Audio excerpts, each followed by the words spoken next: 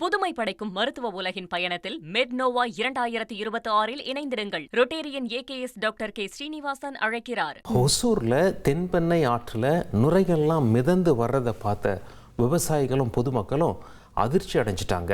அந்த பகுதியில் இருக்க அணையில் நேரில் ஆய்வு செஞ்ச அமைச்சர் ராஜீவ் ஆற்றில் ரசாயன கழிவுகள் கலக்கப்படுவதை தடுக்க அதிகாரிகளுக்கு அறிவுரை வழங்கிய காட்சிகளை நாம் இப்போ பார்த்துட்டு இருக்கோம்.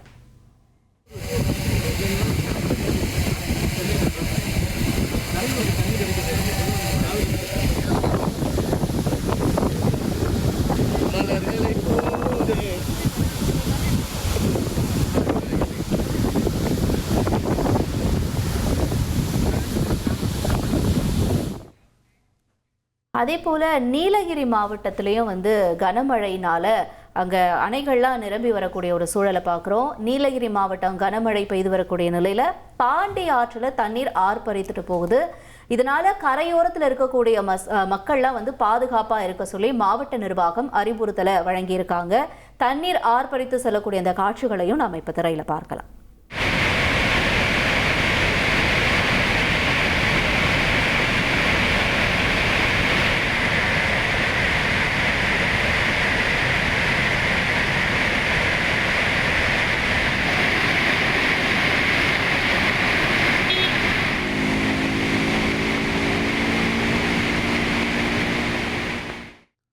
அதே போல் வெஸ்டர்ன் காட்ஸில் கடுமையான மழைங்க ஜிலி. மேற்கு தொடர்ச்சி மலை அந்த பகுதியில் வால்பாறை பக்கத்தில் உள்ள அருவியில், அதாவது அதிரப்பள்ளி நீர்வீழ்ச்சியில் தண்ணீர் ஆர்ப்பரித்து கொட்டுகிற காட்சிகளும் வெளியாகியிருக்கு. தமிழக கேரள எல்லையில் அமைந்திருக்கக்கூடிய நீர்வீழ்ச்சிகளை சுற்றுலா பயணிகள் ஆர்வத்தோடு கண்டு ரசித்து செல்ஃபியும் எடுத்து வராங்க. தண்ணீர் எவ்வளவு வேகமாக அங்கே கொட்டுது அப்படிங்கிற காட்சியை நம்ம பார்க்கலாம். இதற்கு காரணம் கனமழை. அங்கே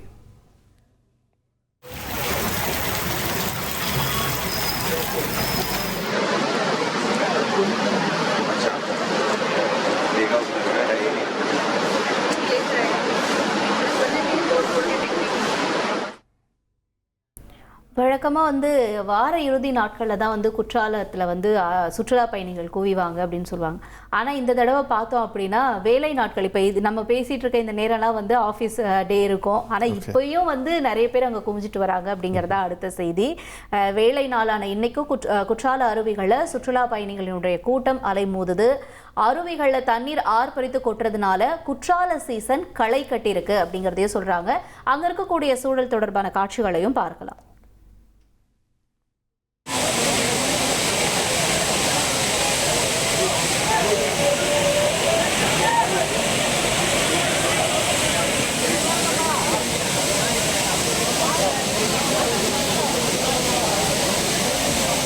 புதுமை படைக்கும் மருத்துவ உலகின் பயணத்தில் மெட்னோவா 2026 இணைந்திருங்கள். Rotarian AKS doctor K Srinivasan அழைக்கிறார்.